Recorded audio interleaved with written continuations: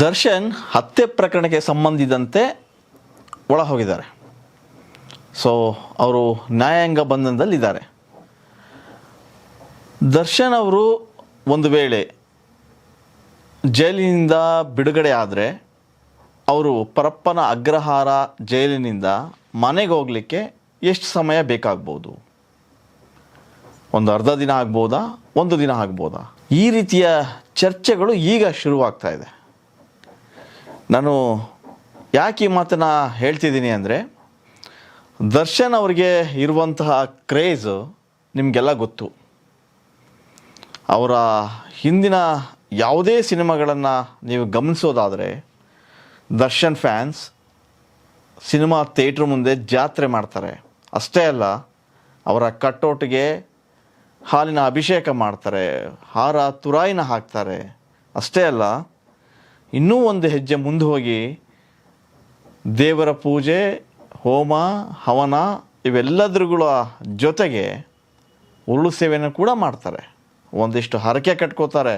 ಯಾಕೆ ಅಂದರೆ ನಮ್ಮ ಡಿ ಬಾಸ್ ಸಿನಿಮಾ ಸಕ್ಸಸ್ ಆಗಬೇಕು, 100 ಡೇಸ್ ಆಗಬೇಕು ಅನ್ನೋ ಕಾರಣಕ್ಕೆ.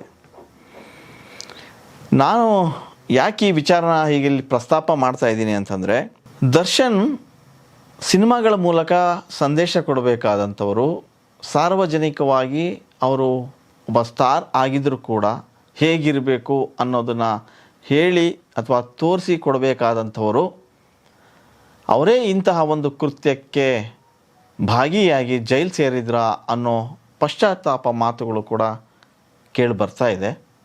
ಅದರ ಜೊತೆಗೆ ದರ್ಶನ್ ಫ್ಯಾನ್ಸ್ ನಮ್ಮ ಡಿ ಬಾಸ್ ಹೊರಗೆ ಬಂದರೆ ಅವ್ರನ್ನ ಮತ್ತೆ ಮೆರವಣಿಗೆ ಮೂಲಕ ವಿಜೃಂಭಿಸ್ತೀವಿ ಅಂಥೇಳಿ ಪರ ವಿರೋಧ ಮಾತುಗಳ ನಡುವೆನೇ ಒಂದಿಷ್ಟು ಜೈಕಾರ ಆಗ್ತಾ ಇದ್ದಾರೆ. ಹಾಗಾದರೆ ದರ್ಶನ್ ಅವರು ಜೈಲಿಂದ ಹೊರಗೆ ಬಂದರೆ ಆ ಸಂದರ್ಭದಲ್ಲಿ ಫ್ಯಾನ್ಸ್ ಎಷ್ಟೆಲ್ಲ ಕ್ರೇಜ್ ಇರ್ಬೋದು, ಎಷ್ಟೆಲ್ಲ ಪ್ರೀತಿಯಿಂದ ಅವ್ರನ್ನ ಮೆರವಣಿಗೆ ಮೂಲಕ ಹೊತ್ತು ತರ್ಬೋದು ಅನ್ನೋ ಲೆಕ್ಕಾಚಾರಗಳು ಸಾಕಷ್ಟು ಕೇಳಿಬರ್ತಾ ಇರೋವಂಥದ್ದು. ಒಂದು ವಿಚಾರನ ನಾನು ಇಲ್ಲಿ ಹೇಳಲೇಬೇಕು. ವೈಯಕ್ತಿಕ ಕಾರಣಕ್ಕಾಗಿ ದರ್ಶನ್ ಅವರು ಈ ಹಿಂದೆ ಜೈಲಿಗೆ ಸೇರಿದ್ರು. ಹೊರ ಬಂದ ನಂತರ ಅವರ ಸಾರಥಿ ಸಿನಿಮಾ ರಿಲೀಸ್ ಆಗಿತ್ತು. ಆ ಟೈಮಲ್ಲಿ ದರ್ಶನ್ ಅವರು ಏನು ಥಿಯೇಟ್ರ್ ವಿಸಿಟ್ ಕೊಡ್ತೀನಿ ಅಂತ ಯಾವಾಗ ಗೊತ್ತಾಯಿತು, ಇಡೀ ಅವರ ಅಭಿಮಾನಿ ಬಳಗ ಥಿಯೇಟ್ರ್ ಮುಂದೆ ಜಮಾಯಿಸಿದರು. ಯಾವ ರೀತಿ ಅಂದರೆ ಟ್ರಾಫಿಕ್ ಜಾಮ್ ಆಗಿತ್ತು. ಎಲ್ಲೂ ಕೂಡ ಒಂದು ಬೈಕ್ ಕೂಡ ಹೋಗ್ಲಿಕ್ಕಾಗದೇ ಇರೋಂಥ ಪರಿಸ್ಥಿತಿ ನಿರ್ಮಾಣ ಆಗಿತ್ತು. ಗೇಟಿಂದ ಥಿಯೇಟ್ರ್ವರೆಗೂ ಹೋಗೋ ಅಷ್ಟರಲ್ಲಿ ಸಾಕಾಗಿ ಹೋಗ್ತಾಯಿತ್ತು. ಅಷ್ಟೊಂದು ಅಭಿಮಾನಿಗಳು ಜಾತ್ರೆ ರೀತಿಯಾಗಿ ಸೇರಿದರು. ದರ್ಶನ್ ಆ ಸಂದರ್ಭದಲ್ಲಿ ಬಂದಾಗ ಗೇಟಿಂದ ಥಿಯೇಟ್ರ್ ಒಳಗೆ ಹೋಗ್ಬೇಕಾದ್ರೆ ಸುಮಾರು 2-3 ತಾಸು ಆಗಿತ್ತು. ಅಲ್ಲಿ ಜಸ್ಟ್ 400-500 ಮೀಟ್ರು ಅಷ್ಟೊಂದು ಫ್ಯಾನ್ ಟ್ರಾಫಿಕ್ ಜಾಮ್ ಮಾಡಿದರು. ಸೊ ಈ ವಿಚಾರ ಇಲ್ಲಿ ಮತ್ತೆ ನಾನು ಪ್ರಸ್ತಾಪ ಮಾಡ್ತಿರೋದು ಇಷ್ಟೇ. ಜುಲೈ 18ಕ್ಕೆ ವಿಚಾರಣೆ ನಡೀತಾ ಇದೆ. ಅಲ್ಲಿ ದರ್ಶನ್ ಅವರಿಗೆ ಮತ್ತೆ ಜಾಮೀನು ಸಿಗ್ಬೋದಾ ಅನ್ನೋ ಪ್ರಶ್ನೆಗಳು. ಫ್ಯಾನ್ಸ್ಗಳಿಗೆ ಗೊತ್ತಿಲ್ಲ, ಇದೊಂದು ಹತ್ಯೆ ಪ್ರಕರಣ. ಈ ರೀತಿಯ ಪ್ರಕರಣ ಏನಿಲ್ಲ ಅಂದರೂ ಕನಿಷ್ಠ 3-6 ತಿಂಗಳ ಕಾಲ ಈ ಪ್ರಕರಣ ಜಾಮೀನು ಸಿಗೋದು ಕಷ್ಟ. ಅದರಲ್ಲೂ ಪೊಲೀಸ್ ಸಾಕಷ್ಟು ತನಿಖೆನ ಚುರುಕುಗೊಳಿಸಿ ಒಂದಿಷ್ಟು ಸಾಕ್ಷ್ಯಾಧಾರಗಳನ್ನು ಕಲೆ ಹಾಕಿದೆ. ಸ್ಟ್ರಾಂಗ್ ಎವಿಡೆನ್ಸ್ ಇರೋದರಿಂದ ದರ್ಶನ್ ಅವರ ಏನು ನ್ಯಾಯಾಂಗ ಬಂಧನ ಇದೆ ಅದು ಮತ್ತಷ್ಟು ವಿಸ್ತಾರ ಆಗಬಹುದು, ಅಥವಾ ತೀರ್ಪು ಬೇರೆ ರೀತಿಯದ್ದು ಆದರೂ ಆಗ್ಬೋದು. ಈ ಎಲ್ಲ ನಿಟ್ಟಿನಲ್ಲಿ ಗಮನಿಸಿದರೆ ಫ್ಯಾನ್ಸು ಎಲ್ಲೋ ಒಂದು ಕಡೆ ಆಶಾಭಾವನೆ ಇದೆ. ನಮ್ಮ ಬಾಸ್ ಹೊರಗೆ ಬರ್ತಾರೆ, ನಮ್ಮ ಬಾಸ್ ತಪ್ಪು ಮಾಡಿಲ್ಲ, ನಿಜ ಅವರಿನ್ನೂ ಆರೋಪಿ ಅಷ್ಟೇ, ಅಪರಾಧಿ ಅನ್ನೋ ತೀರ್ಮಾನ ಬರಬೇಕು. ಬಂದ ಮೇಲೆ ಉಳಿದಿದ್ದ ಎಲ್ಲ ವಿಷಯಗಳು ಚರ್ಚೆಗೆ ಒಳಪಡ್ತವೆ. ಆದರೆ ಒಂದು ಮಾತಂತೂ ಸತ್ಯ, ದರ್ಶನ್ ಏನಾದರೂ ಹೊರಗೆ ಬಂದರೆ ಒಂದಿಷ್ಟು ಫ್ಯಾನ್ಸ್ ಫುಲ್ಲು ಟ್ರಾಫಿಕ್ ಜಾಮ್ ಆಗೋದಂತೂ ನಿಜ.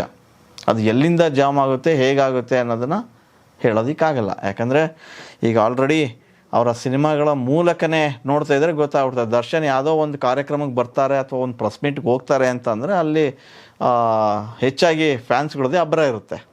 ಯಾವ್ದಾರ ಒಂದು ಊರಿಗೆ ಹೋದ್ರೂ ಸಾಕು ಫ್ಯಾನ್ಸ್ ಅಡ್ಡ ಹಾಕ್ತಾರೆ.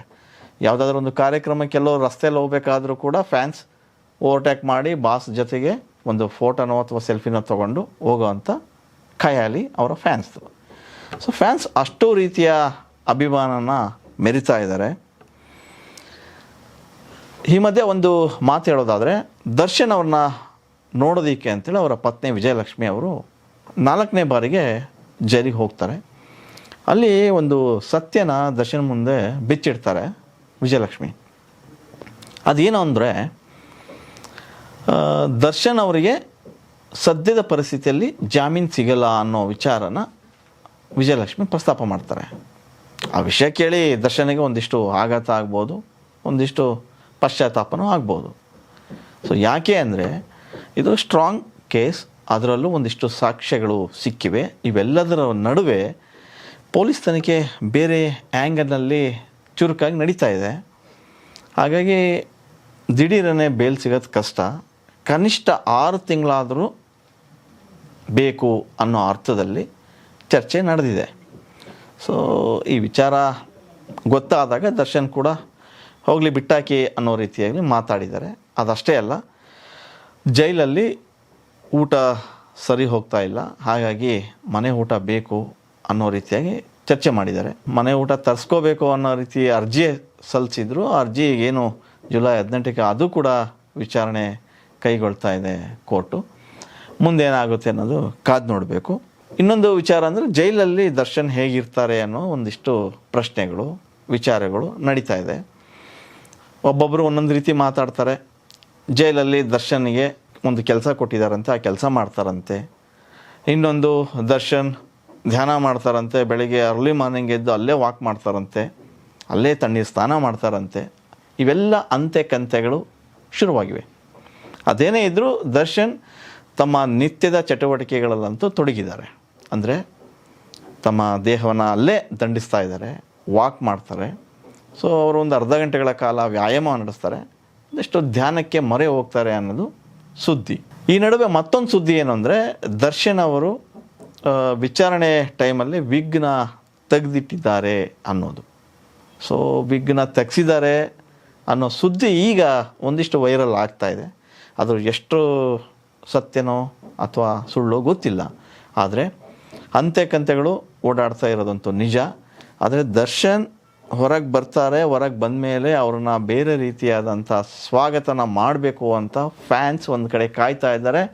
ಇನ್ನೊಂದು ಕಡೆ ಅವ್ರನ್ನ ಯಾವುದೆಲ್ಲ ರೀತಿಯಾಗಿ ನಾವು ಆರಾಧಿಸಬೇಕು ಅನ್ನೋ ಚರ್ಚೆಗಳು ಕೂಡ ಫ್ಯಾನ್ಸ್ ಮಾಡ್ತಾ ಇದ್ದಾರೆ. ಈ ನಿಟ್ಟಿನಲ್ಲಿ ಹೇಳೋದಾದರೆ, ಸದ್ಯದ ಪರಿಸ್ಥಿತಿಯಲ್ಲಿ ದರ್ಶನ್ ಜೈಲಿಂದ ಹೊರಬರೋದು ಅಸಾಧ್ಯ. ಯಾಕೆಂದರೆ ಇದೊಂದು ಗಂಭೀರವಾದಂಥ ಕೇಸು, ಅದರಲ್ಲೂ ಒಂದು ಕೊಲೆಯ ಪ್ರಕರಣದಲ್ಲಿ ದರ್ಶನ್ ಸಿಲ್ಕೊಂಡಿದ್ದಾರೆ, ಸದ್ಯ ಆರೋಪಿಯಾಗಿದ್ದಾರೆ. ಅದು ಅಪರಾಧ ಅಂತ ಪ್ರೂವ್ ಆದರೆ ಅವರಿಗೆ ಜಾಮೀನು ಸಿಗೋದು ಕಷ್ಟ. ಎಲ್ಲೋ ಒಂದು ಕಡೆಗೆ ಫ್ಯಾನ್ಸು ಕೂಡ ಒಂದು ಆಶಾಭಾವನೆ ಇದೆ, ನಮ್ಮ ಬಾಸ್ ತಪ್ಪು ಮಾಡಿಲ್ಲ, ಅವ್ರು ಹೊರಗೆ ಬರ್ತಾರೆ ಅನ್ನೋದು. ಇರಲಿ, ತಪ್ಪು ಸರಿಗಳ ನಡುವೆ ಒಂದಿಷ್ಟು ಮಾತುಕತೆಗಳು ಕೂಡ ನಡೀತಾ ಇದೆ. ಇನ್ನೊಂದು ಕಡೆಗೆ ಇಂಡಸ್ಟ್ರಿ ಪರ ವಿರೋಧ ಚರ್ಚೆ ಶುರುವಾಗಿದೆ. ಮೊದಲು ಧ್ವನಿ ಎತ್ತಿದ್ದು ಸಂಜನಾ, ಆಮೇಲೆ ಭಾವನಾ, ಹೀಗೆ ಒಂದಿಷ್ಟು ಜನ ಎಲ್ಲ ಮಾತಾಡಿದರು. ಅದೇನೇ ಇದ್ದರೂ ದರ್ಶನ್ ಅವರು ಈಗ 4 ಗೋಡೆ ಮಧ್ಯೆ ಕೂತಿದ್ದಾರೆ. 4 ಗೋಡೆ ಮಧ್ಯೆ ಕೂತಾಗ ತನ್ನ ಪಶ್ಚಾತ್ತಾಪ ಕಾಡ್ತಾ ಇರೋದಂತೂ ನಿಜ. ಯಾವುದೇ ವ್ಯಕ್ತಿ, ಅವನು ಎಂಥ ವ್ಯಕ್ತಿನೇ ಆಗಿದ್ರೂ ಕೂಡ ಒಬ್ಬಂಟಿಯಾದಾಗ ತನ್ನ ತಪ್ಪಿನ ಅರಿವು ಆಗೋದಂತೂ ಸಹಜ. ಸೊ ಆ ತಪ್ಪಿನ ಅರಿವು ದರ್ಶನ್ ಕೂಡ ಆಗಿದೆ. ಮಾಡಿದ್ದು ತಪ್ಪೋ ಸರಿನೋ ಗೊತ್ತಿಲ್ಲ, ಇದೊಂದು ಒಳ್ಳೆಯ ಸಮಯ ಅಂತ ಅನಿಸುತ್ತೆ. ಸೊ ಎಷ್ಟೇ ಸಿಟ್ಟು ಇದ್ದರೂ, ಎಷ್ಟೇ ಕೋಪ ಬಂದರೂ 4 ಗೋಡೆ ಮಧ್ಯೆ ಒಬ್ಬ ಮನುಷ್ಯನ ಬಿಟ್ಟರೆ ತಾಳ್ಮೆಯನ್ನು ಕಲಿಸುತ್ತೆ, ಸಹನೆಯನ್ನು ಕಳಿಸುತ್ತೆ, ಮನಸ್ಸಿಗೆ ಸಮಾಧಾನನೂ ತರಿಸುತ್ತೆ. ಅಂತಹ ಸಂದಿಗ್ಧ ಪರಿಸ್ಥಿತಿಯಲ್ಲಿ ಈಗ ದರ್ಶನ್ ಇದ್ದಾರೆ. ಒಟ್ಟಾರೆ ಹೇಳೋದಾದರೆ, ದರ್ಶನ್ ಹೊರಗೆ ಬಂದ ಮೇಲೆ ಅವ್ರ ಮನೆ ಸೇರೋದಕ್ಕೆ ಅರ್ಧ ದಿನ ಆಗುತ್ತೋ 1 ದಿನ ಆಗುತ್ತೋ ಗೊತ್ತಿಲ್ಲ. ಈ ರೀತಿಯ ವಿಚಾರಗಳು ನಡೀತಾ ಇದ್ದಾವೆ. ಯಾಕಂತಂದರೆ ಇತ್ತೀಚೆಗೆ ಅವರು ಮರು ರಿಲೀಸ್ ಆಯಿತು ಶಾಸ್ತ್ರಿ ಸಿನಿಮಾ. ಆ ಸಿನಿಮಾ 40 ಥಿಯೇಟ್ರ್ಗಳಲ್ಲಿ, ಅಂದರೆ ರಾಜ್ಯದ 40 ಸೆಂಟರ್ಗಳಲ್ಲಿ ಬಿಡುಗಡೆ ಆಯಿತು. ಆ ಸಿನಿಮಾ ನೋಡಲಿಕ್ಕೆ ಫ್ಯಾನ್ಸ್ ನುಗ್ಗಲು ಮಾಡಿಕೊಂಡ್ರು. ಅಂದರೆ ನೋಡಿ, ಥಿಯೇಟ್ರ್ನಲ್ಲಿ ದರ್ಶನ್ ಸಿನಿಮಾ ಯಾವುದೇ ಬಂದರೂ ಅಷ್ಟೇ ಕ್ರೇಜ್ ಇರ್ತಾ ಇತ್ತು. ಈಗ ದರ್ಶನ್ ಒಳಗಿದ್ದರೂ ಕೂಡ ಹೊರಗಡೆ ಅವರ ಫ್ಯಾನ್ಸ್ ಆ ಸಿನಿಮಾನ ವಿಜೃಂಭಣೆಯಿಂದ ನೋಡ್ತಾ ಇದ್ದಾರೆ. ಸೊ ಇದು ದರ್ಶನ್ ಮೇಲೆ ಇರ್ತಕ್ಕಂಥ ಅಭಿಮಾನ ಪ್ರೀತಿನ ಎತ್ತಿ ತೋರಿಸ್ತಾ ಇದೆ. ಅದೇನೇ ಇರಲಿ, ದರ್ಶನ್ಗೆ ಫ್ಯಾನ್ಸ್ ಬಗ್ಗೆ ಕಾಳಜಿ ಇದೆ, ಪ್ರೀತಿ ಇದೆ, ಅಪಾರವಾದಂಥ ಅದಮ್ಯ ಪ್ರೀತಿನ ಇಟ್ಕೊಂಡಂಥವ್ರು. ಹಾಗಾಗಿನೇ ಅವರು ತನ್ನ ಎದೆ ಮೇಲೆ ನನ್ನ ಪ್ರೀತಿಯ ಸೆಲೆಬ್ರಿಟೀಸ್ ಅಂತ ಅಚ್ಚೆ ಕೂಡ ಹಾಕ್ಸ್ಕೊಂಡವರು. ಹಾಗಾಗಿ ಅದೇ ಪ್ರೀತಿನ ಇಟ್ಕೊಂಡು ಫ್ಯಾನ್ಸ್ ದರ್ಶನ್ ಬರೋದನ್ನು ಎದುರು ನೋಡ್ತಾ ಇದ್ದಾರೆ. ಬಂದ ಮೇಲೆ ಹೇಗೆಲ್ಲ ಅವ್ರನ್ನ ಆರಾಧಿಸ್ಬೇಕು ಅನ್ನೋ ರೀತಿಯ ಚರ್ಚೆ ಕೂಡ ನಡೆಸ್ತಾ ಇದ್ದಾರೆ. ಅದೇನೇ ಇರಲಿ, ಜುಲೈ 18ಕ್ಕೆ ಮತ್ತೆ ದರ್ಶನ್ ಅವರ ಚರ್ಚೆ ಒಳಪಡುತ್ತೆ. ಅಲ್ಲಿ ಮತ್ತೇನಾಗುತ್ತೆ ಅನ್ನೋದನ್ನು ಕಾದು ನೋಡೋಣ.